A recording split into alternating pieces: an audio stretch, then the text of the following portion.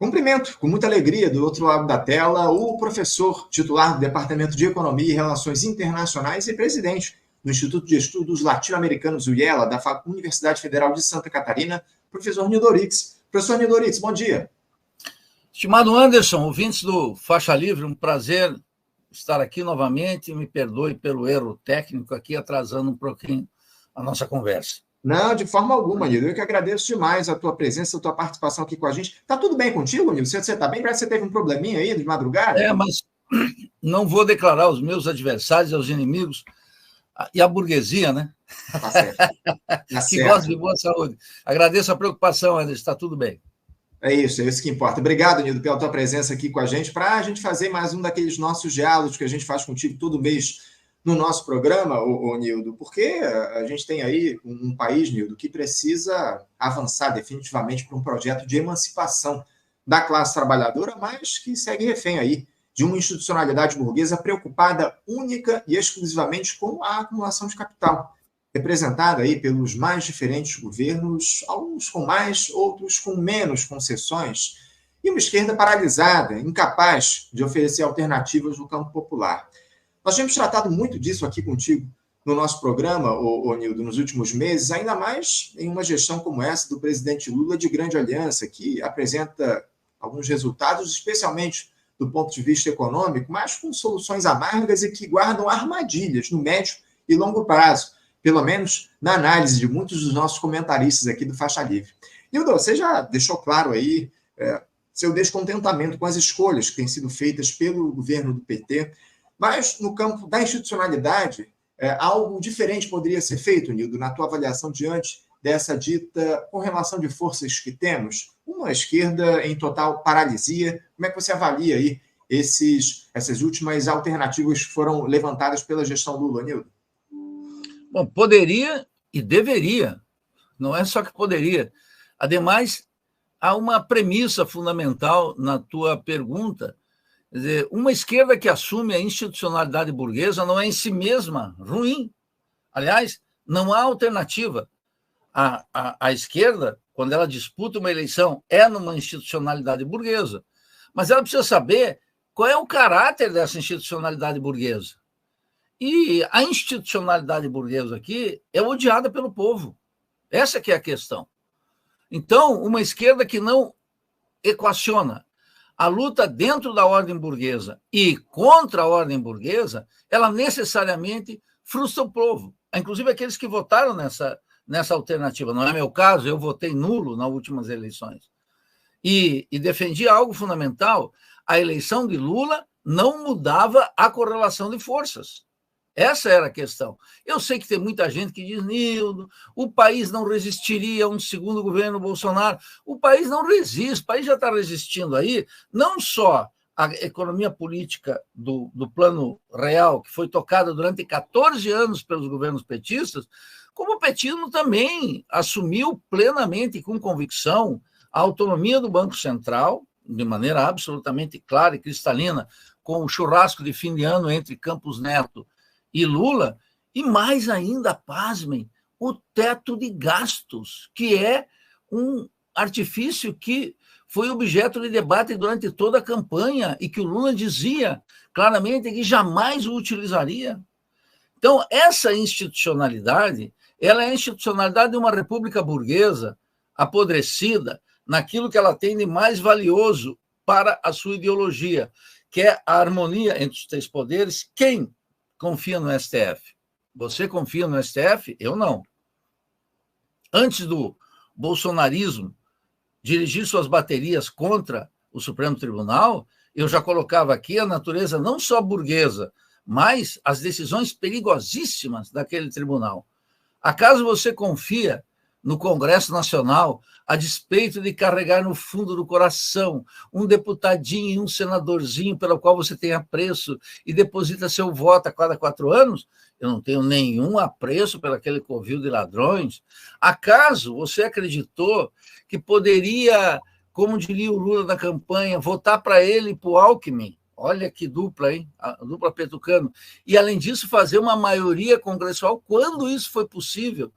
Jamais, Portanto, acaso você está contente com o presidente da República que mata as propriedades de um presidencialismo que é o nosso regime, em nome de um entreguismo na economia, da estrangeirização da economia e do avanço de um capitalismo rentístico, cuja expressão máxima é esse ridículo e vergonhoso projeto de industrialização que pretende, com os recursos limitados do BNDES, de 300 bilhões, que dividido em 4 anos dá 75 bi por ano, e que dividido nas 6 áreas estratégicas dá uma ninharia, levantar o país e tirar milhões de trabalhadores do subemprego, da informalidade e, sobretudo, da superexploração da força de trabalho. Olha, em que planeta essa gente vive que acredita nisso? De tal maneira que eu não me surpreendo nem com as últimas medidas do governo, nem com as primeiras medidas do governo. Eu disse aqui, Anderson, 16 de janeiro, algo que eu sempre volta à minha memória. O Lula tinha, dos episódios de 8 de janeiro, a faca e o queijo na mão para fazer uma intervenção drástica no meio militar. E o que ele fez? Nada, colocou o Múcio lá. E o Múcio é a representação dos militares.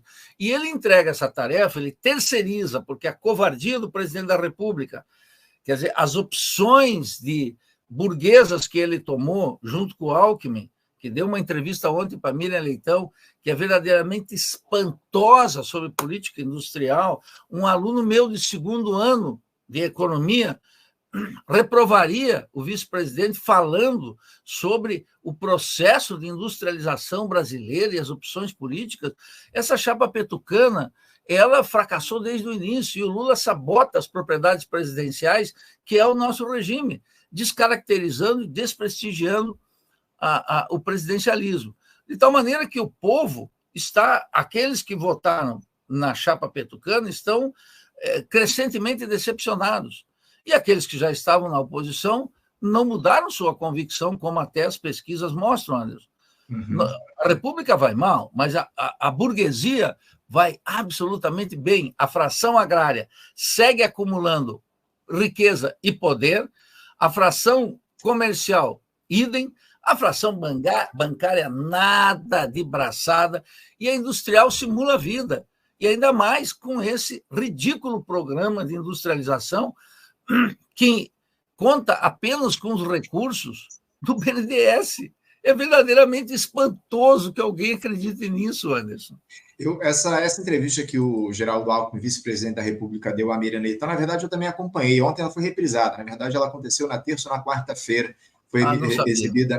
Ontem ela foi reprisada ontem à noite na Globo News. Agora, Nildo, eu queria te ouvir também a respeito de uma outra entrevista aí que provocou alguma polêmica. Até você comentou nas tuas redes que o ex-deputado e ex-ministro Zé Dirceu deu aí recentemente ao Instituto de Brasilidade, dizendo que o atual mandato do Lula faria muito pouco e que só poderíamos ter algum resultado mais à esquerda em um período de tempo mais longo, em até 16 anos. Para muitos, um choque de realidade aí, essa fala do Zé Dirceu. E eu queria te ouvir sobre isso. Em que contexto se dá essa declaração dele, Nildo? E qual a intenção do Zé Dirceu, de fato, em fazer essa afirmação na tua análise? Aliás, a gente tentou aqui conversar com o Dirceu no programa, mas ele foi internado na última semana em São Paulo com um quadro de pneumonia.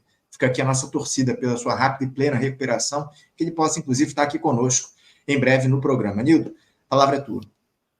Bem, quando eu vi essa entrevista do Instituto Brasilianidade, que estava, inclusive, acompanhado pelo Dark Costa, que eu conheço de outras batalhas, e pelo ex-governador Roberto Requião, é verdadeiramente uma confissão daquilo que nós chamávamos, há algum tempo atrás, dirigentes políticos. O que eu quero esclarecer para ouvintes do Faixa Livre? Esses presidentes de partido, membros do diretório, não são dirigentes. Eles são membros de partido, presidentes, tesoureiro, vice-presidente, mas não são dirigentes no sentido pleno da expressão. Um dirigente é aquele capaz de tomar uma certa distância do governo, saber a hora de colocar questões fundamentais, organizar, sobretudo, a militância em favor de um projeto e mover a montanha. Todos esses presidentes de partidos que estão aí, todos eles, o PSOL, PT, PDT, toda essa gente não tem capacidade de formulação política. Então, o horizonte teórico, e eu não digo aqui acadêmico, eu estou falando da capacidade de teorizar sobre o que está acontecendo no Brasil, é muito escassa, muito pequena. Ela marca um comportamento ordinário desses presidentes de partido, presidentes de sindicato, representantes de movimentos sociais, que no Brasil estão com uma capacidade muito rebaixada pelo desprezo absoluto pela teoria. E esse desprezo absoluto pela teoria é resultado de um pragmatismo orientado por interesses burgueses que é constitutivo de uma república burguesa apodrecida. Então, nesse contexto, é muito difícil escutar alguém. Eu, por ossos do ofício, tive que escutar ontem meia hora com o Alckmin. Olha, é um exercício de paciência e de obstinação, porque é um político burguês de quinta categoria que expressa de maneira convencional uma ideologia que é incapaz de mover o interesse popular, de envolver as massas, de um governo que se diz de centro-esquerda, mas que Zé Disseu, com todas as vezes, disse 4 coisas importantes. Primeira, esse governo vai fazer muito pouco. E vaticinou isso que você mencionou, Anderson, que talvez em 8 ou talvez 12, 16 anos. Isso é uma loucura.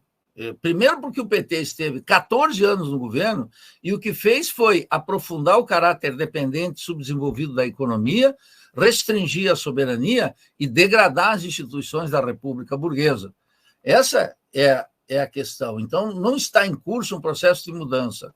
Segundo, o ex-ministro Zé Disseu, militante do partido, diz claramente que esse é um governo de centro-direita com participação da esquerda. E é algo que nós temos dito há muito tempo, mas o petista e o lulista têm um caráter religioso. Eu digo que a minha diferença com todo petista e todo lulista é que eu escuto o PT e escuto o Lula. Eles não escutam. Eles são devotos, não importa o que o governo faça, não importa o que o presidente diz. O que importa é que se alguma declaração dele se adequa com a partitura que ele tem mentalmente e que não move moinho. Por exemplo, a crítica ao genocídio praticado contra o povo palestino.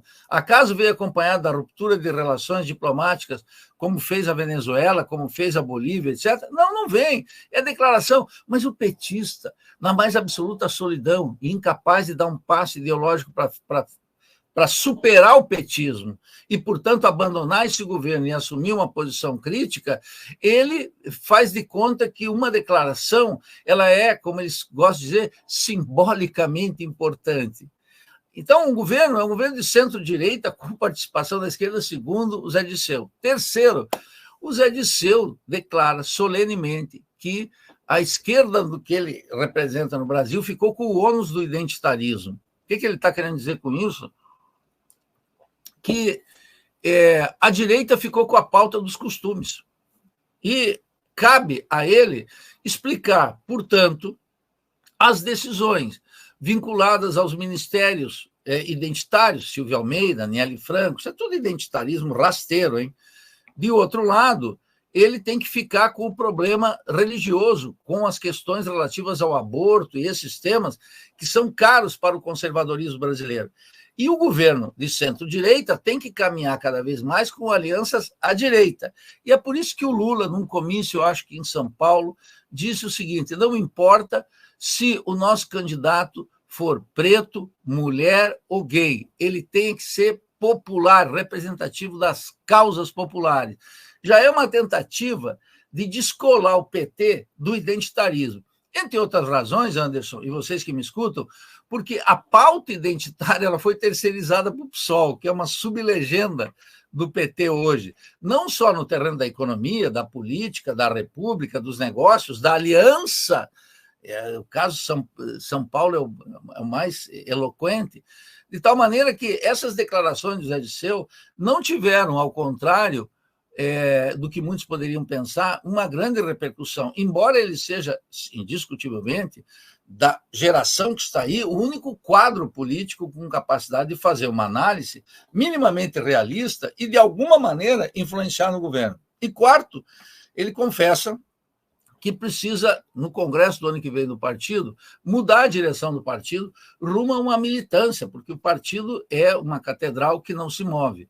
É uma catedral que vai todo mundo lá no domingo tomar a hóstia, mas o sujeito não muda a vida, ele não faz a sua autocrítica, e, sobretudo, ele não muda a praxis. O partido é incapaz de uma mobilização. Essa foi a importância da entrevista do Zé Disseu, razão pela qual eu fiz um artigo sobre isso, analisando isso e analisando a situação do país.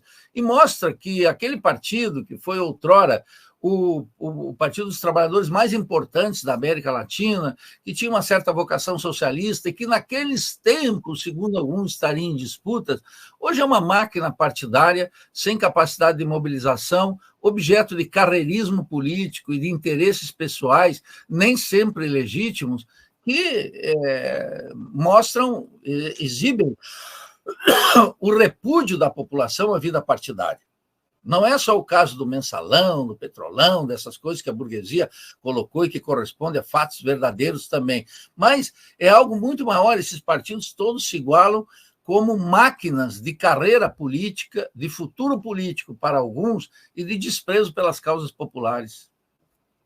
Agora, Nildo, eu queria trazer aqui uma outra polêmica para a nossa discussão, né? Porque o filósofo Vladimir Safatli, ele lançou um livro recentemente chamado O Alfabeto das Colisões, onde ele faz uma constatação aí que tem provocado discussão enorme na esquerda, pelo menos ao longo desses últimos dias.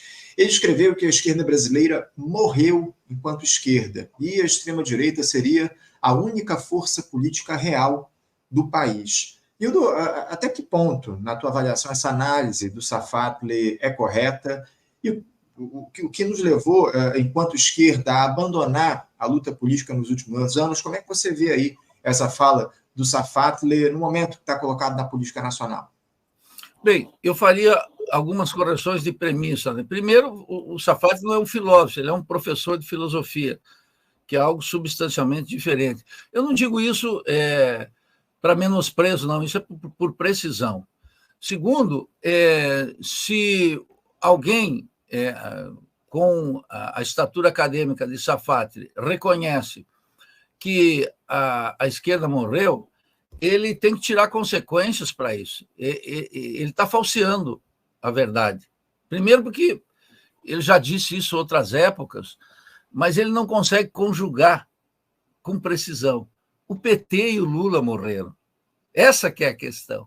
Qual é a esquerda que morreu? A do PT e a do Lula. Mas um uspiano se afastar do Lulinha, Paz e Amor, ele, Marilena Chauí e todo o departamento de filosofia da Universidade de São Paulo, é pedir para tirar leite de pedra. É impossível. Ele tinha que declarar que o petismo e o Lula fracassaram. Essa que é a questão fundamental. E quando a gente chega numa contradição e num antagonismo dessa natureza, quem trabalha com filosofia tinha que dar o passo adiante. E o filósofo, mais do que um analista do passado, tinha que ser um profeta do futuro, para dizer exatamente o quê? Olha, qual é o caminho? Porque existe um conjunto de contradições e forças políticas, antagonismo na sociedade brasileira, que estão demandando uma tradução. Então, a esquerda, historicamente, sempre renasceu das cinzas. É uma ave fênix. Por quê? Porque ela é objeto de contradições reais. Quem é que está capitalizando no Brasil o descontentamento com a República Burguesa, verdadeiramente exclusivista como nunca, apodrecida em sua prática política, cuja expressão maior são as negociatas entre Lula, Arthur Lira e Pacheco, à luz do dia, que irrita até mesmo aqueles lulistas mais bem comportados?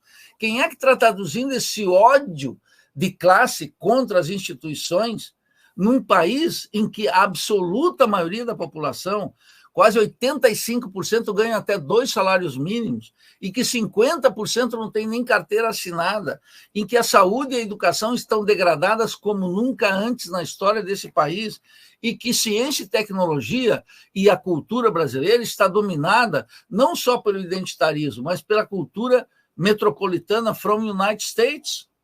E o que está acontecendo aqui? Ora, a gente tem que dizer, a força necessária, quer dizer, as forças vitais que podem tirar o país do buraco estão aqui, só que nós não estamos tendo uma vanguarda política necessária para traduzi-la, embora estamos trabalhando nessa direção, não só eu e a Revolução Brasileira, um conjunto de outras pequenas organizações. Basta que o filósofo, o professor de filosofia uspiano, pensasse o que era a vida antes do PT. Tinha aqui uma esquerda, e a esquerda deu uma saída em condições muito difíceis a partir de 77, 78, 79. Como vai dar uma saída agora? De que caráter? A única possível, de caráter revolucionário. E aquilo que hoje parece impossível e amanhã pode se tornar absolutamente necessário.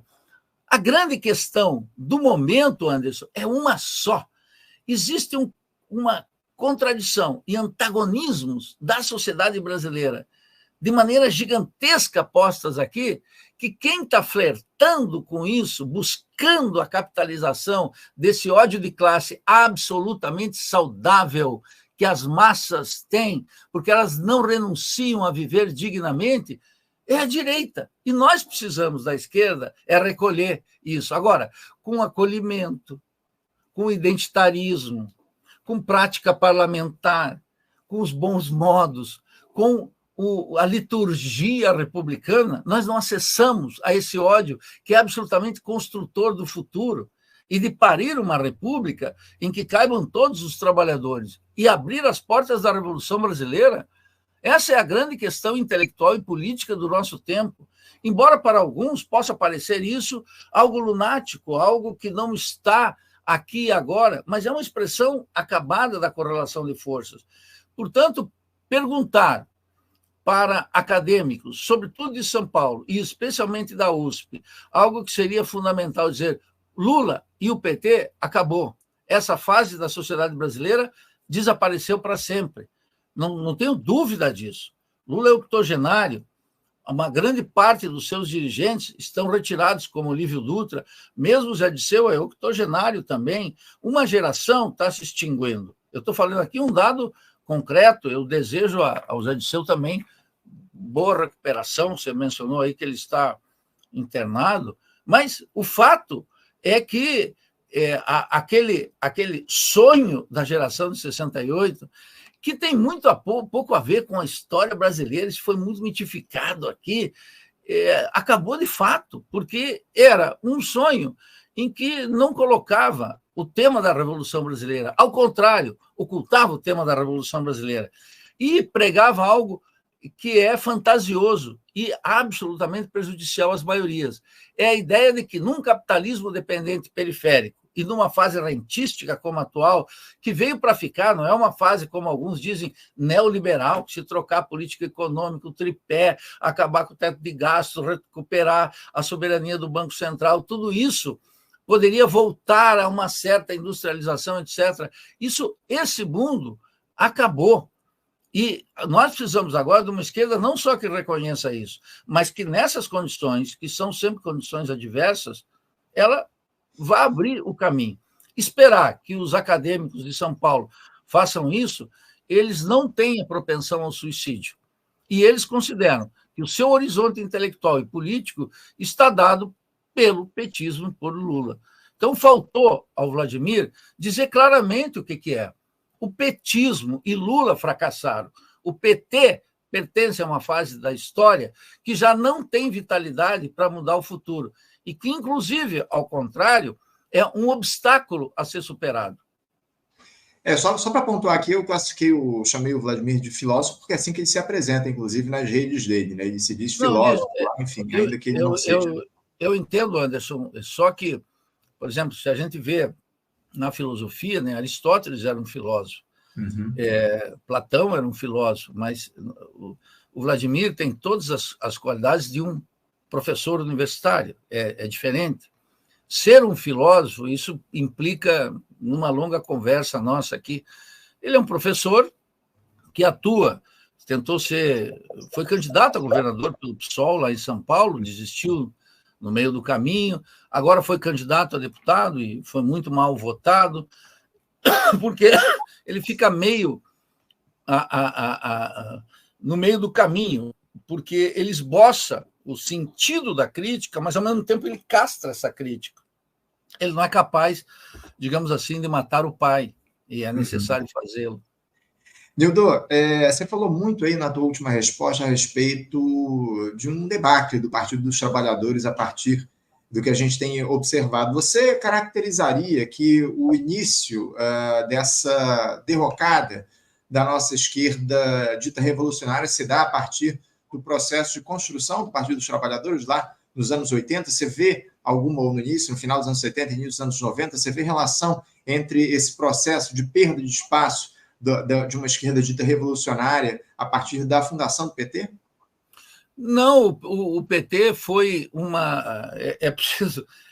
A tua pergunta é muito importante, Anderson, porque tem uma juventude que descobriu a política sob o impulso da ascensão da direita bolsonarista e desse reacionarismo que está aí, que é um conservadorismo de natureza religiosa, católica, protestante, etc., que é obscurantista, mas corresponde a uma tradição conservadora no Brasil. São tradições colocadas, típicas, não tem nada de excepcional, típicas de uma sociedade de classe subdesenvolvida, dependente, que tem uma história particular como o Brasil. E eles consideram que a injustiça que Lula foi submetido e as funções da Lava Jato e o caráter monopólico e de ordem unida que a imprensa tem em alguns temas, né? Por exemplo, a CNN e a Globo, elas são absolutamente identitárias na questão da mulher, dos gays e dos pretos, e absolutamente rentista, no sentido da economia e da proteção das instituições republicanas, burguesas, apodrecidas. É esse imbróglio que está aí. Esse pessoal não entende qual foi a natureza do Partido dos Trabalhadores. No Partido dos Trabalhadores ocorreu não só a derrota da esquerda de 64, o reformismo nacionalista de 64, cuja principal corrente era de Leonel Brizola, que voltou ao Brasil, o político com o mais longo exílio da história brasileira, o Brizola, que foi governador 2 vezes aí no Rio de Janeiro, governador do Rio Grande do Sul, e grande personagem da cadeia, da defesa da cadeia da legalidade na época de João Goulart. Essa corrente que estava voltando, se reestruturando, e contra a qual o golpe de 64 e a ditadura militar de 21 anos foi dirigida. A ditadura nasceu para impedir o reformismo de João Goulart, o nacionalismo das forças populares, e inclusive de esquerda. E, sobretudo, não só no povo, no meio das Forças Armadas. 1964 colocou para fora das instituições das 3 armas, matando, exilando, prendendo e destituindo mais de 8 mil militares. Então, essa ideia de que o Exército, a Aeronáutica e a Marinha são de direita, elas têm uma hegemonia de direita ordenada pelos Estados Unidos, não é? Cuja formação está em curso desde os Estados Unidos, que atravessou não só a ditadura, mas, sobretudo, os 14 anos de governos petistas que jamais colocaram sob debate uma nova doutrina militar. Então, o PT nasceu daquele contexto e de um conjunto de lutas e da derrota da esquerda, que, a partir de 1974, viu a via da luta armada ser cancelada também. Era um projeto que, no começo, vamos dizer, nos seus primeiros 7, 8 anos, nós poderíamos dizer em disputa. O Lula e o Zé Disseu, ambos, carne e osso, contra nós da esquerda revolucionária, contra a esquerda nacionalista, reformista, inclusive aquela que vinha da luta da Armada, tinha um certo equilíbrio. Mas, no momento em que começaram a ganhar governadores de estado, prefeituras, parlamentares, senadores e deputados, o partido foi assumindo, sob a orientação de Lula e Zé Disseu, vamos dizer claro, e uma corrente majoritária, a luta dentro da ordem, abandonando completamente a luta contra a ordem, de tal maneira que não só se constituiu uma peça da República Burguesa, mas foi empobrecendo como partido. E não aos poucos, toda a esquerda foi saindo ou foi se tornando apenas uma presença testemunhal dentro do partido. E com a renúncia do horizonte da Revolução Brasileira, as forças que se declaravam socialistas lá dentro hoje padecem apenas de uma posição que é terrível, porque não se descolam do partido, estão vendo, mais uma vez, um governo de centro-direita, segundo o Zé Disseu. O partido, portanto, deixou de cumprir uma função construtiva na luta política há muito tempo. É um partido de extração parlamentar, cujo Congresso está dirigido por deputados, parlamentares e por uma bola de ministros. Se tu olhar os ministros do governo, me diga qual é um ministro que é brilhante. Acaso Camilo Santana? Acaso Rui Costa? Quem é? Paulo Pimenta? Quem é um ministro que tu diga, esse sujeito tinha uma certa capacidade de se mover e uma estatura intelectual e política? O máximo que esse pessoal encontra é o Flávio Dino. Mas o Flávio Dino, inclusive, nem vem das hostes petistas, vem do PCdoB e agora foi para o Supremo. Tu olha o Ministério é uma coleção de inutilidades do ponto de vista de um partido político e muito fracos na execução do governo. O Haddad não tem nada de fatura própria. O Haddad repete os manuais de macroeconomia, as convenções do Fundo Monetário, do Banco Mundial e, sobretudo, da classe dominante aqui, executa um programa que é o programa ultraliberal, que nasceu da economia política do Plano Real e é uma sequência automática de tudo que aconteceu no país nos últimos anos, não só dos 14 anos do governo Lula, mas também, Anderson e ouvintes do Faixa Livre, é um governo que repete a economia política tocada pelo Michel Temer com a Ponte para o Futuro, nos seus fundamentos, e do governo do proto-fascista Bolsonaro, com o ultraliberal Paulo Guedes. Se pegar um núcleo racional, não descola nada, é continuidade. Aí tem essa coisa da política social aqui, acolá. E por último, Anderson, se você vê as obras que o Lula anda divulgando por aí, é um Instituto Federal aí na Baixada Fluminense, é um curso de matemática lá no Ceará, é um ITA aqui, são obras cujo montante financeiro, econômico, é muito pequeno. Uhum. Eu diria assim, para os identitários que gostam disso, simbólico do que um governo pode fazer, mas incapaz de mudar a vida das maiorias, que está fundada na miséria, na opressão, na violência e sem um futuro para oferecer para a sua geração e para a geração dos seus filhos. Eu estou com o nosso tempo esgotado aqui, mas enquanto o nosso próximo entrevistado não acessa aqui a nossa live, ainda tenho um questionamento para fazer contigo. Gostaria de ouvir uma análise tua, Nildo, para esse ato do bolsonarismo no domingo da semana passada, no dia 25. Queria saber de você o que é que ele representa no tabuleiro da política nacional, que recado a extrema-direita deu com aquela mobilização bastante significativa lá na capital paulista, não, Nildo?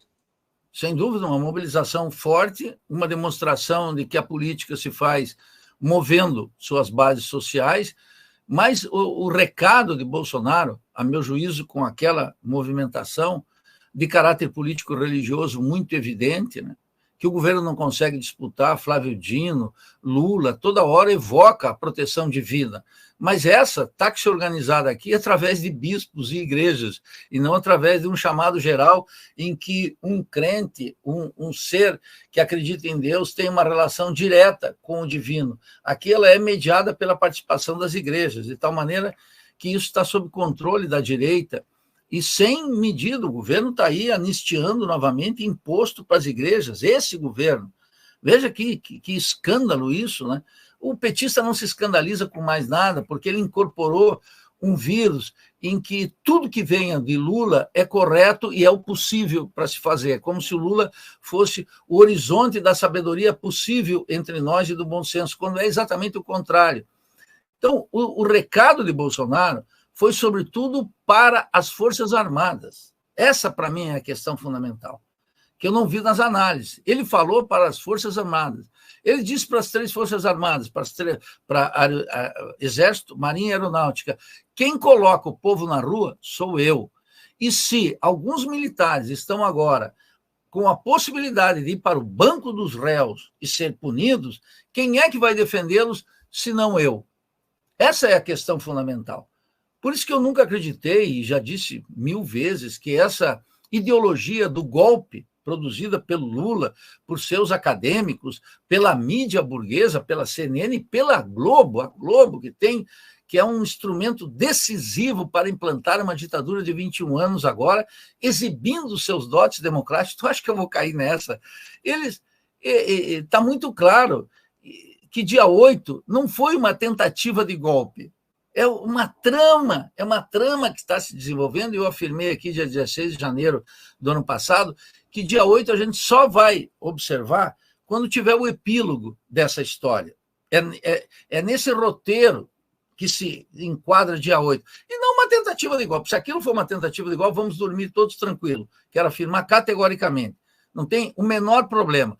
Mas Bolsonaro deu, na manifestação da Avenida Paulista, um recado para os militares, para manter sua unidade política, sua unidade ideológica e, sobretudo, seu apreço pelo ex-capitão de 5ª categoria.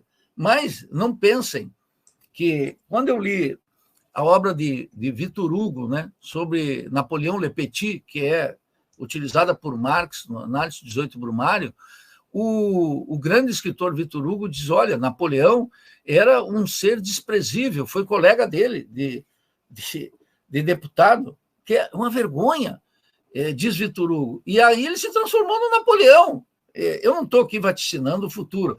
Eu quero dizer que, nas grandes crises, um personagem menor pode cumprir uma função para as classes dominantes em favor do seu projeto, que há poucos meses atrás, ou alguns anos atrás, era inimaginável. Como nós estamos vendo uma figura como Lula, decrépito do ponto de vista da política, junto com uma chapa que é petucana, como eu dizia que o sistema era petucano, que é incapaz de mudar a realidade brasileira e, sobretudo, Anderson, incapaz de enfrentar a direita. O governo atual, o Partido dos Trabalhadores, os seus partidos políticos, inclusive o PDT, o PCdoB, o PSOL, etc., são incapazes de armar uma frente e uma mobilização necessária para derrotar o que eles chamam de neofascismo. Observe, aquele que torce o nariz para o que eu estou dizendo, pensem quais são os instrumentos que nós temos hoje para derrotar a direita e colocar no banco dos réus a classe dominante e seus representantes aqui. Não há força política, e ao contrário, tanto o governo como os partidos políticos desarmam a população, porque simulam uma força que de fato não tem, e simulam que defendem algumas causas que no fundo não correspondem, o discurso com a prática. De tal maneira que a situação é grave, não só pela mobilização da Avenida Paulista, que aos olhos ingênuos coloca Bolsonaro quase na cadeia, tem no PSOL, em alguns movimentos, a ideia de que Bolsonaro tem que ir para a cadeia. Ele pode ir para a cadeia, eu não quero vaticinar sobre o futuro, eu quero dizer que isso não muda basicamente a correlação de forças. E o que me impressiona, finalmente, Anderson, é todo esse pessoal que fala em correlação de forças de manhã à tarde à noite, não analisa a correlação de forças e não faz algo básico, elementar. Quais são as ações de governo e as medidas dos partidos políticos e dos movimentos capazes de enfrentar isso? Não tem essa análise. E sabe por que não tem essa análise? Porque todos eles temem um encontro com a verdade. Nildo, eu já estou com o nosso próximo entrevistado aqui, mas eu só vou pedir a ele para ele acessar, conectar a câmera e o microfone que não estão conectados. Eu não consigo nem colocar ele na nossa live porque eu não tenho câmera e microfone conectados aqui. Se ele tiver com dificuldade, sugiro que ele saia e volte aqui a nossa... agora sim, eu tenho já a câmera e o microfone dele. Então, Nildo, eu quero agradecer demais a tua presença aqui, a tua participação com a gente no nosso Faixa Livre. Muito obrigado pela tua participação. É sempre uma alegria contar com as tuas análises aqui no Faixa Livre. Conversaremos aí, voltaremos a dialogar em breve no nosso programa, tá bom, Nildo? Anderson, o prazer é sempre meu. Quero mandar um abraço para você, para toda a nossa equipe aí do Faixa Livre. E um abraço para todos aqueles que nos honram aqui com a sua presença, seu apoio, apoiando o Faixa Livre. Até breve, obrigado, boa semana para todos. Obrigado pelas palavras e boa recuperação aí para vocês. Vendo que essa tosse aí está te pegando. Obrigado, Nildo, pela tua presença. Um abraço, até a próxima. É coisa que dá na juventude também. Grande abraço. É verdade. Um abraço, até mais. Conversamos aqui com o professor do Instituto de Economia e Relações Internacionais e também presidente do Instituto de Estudos Latino-Americanos da Universidade Federal de Santa Catarina, UELA, professor Nildo Ourix, aí fazendo a análise dele a respeito da política nacional, enfim. Gente, como eu disse aqui, eu tenho o nosso próximo entrevistado aqui, mas eu rapidamente faço aquele comentário, aquela propaganda de sempre. Vocês sabem que o Faixa Livre é um projeto de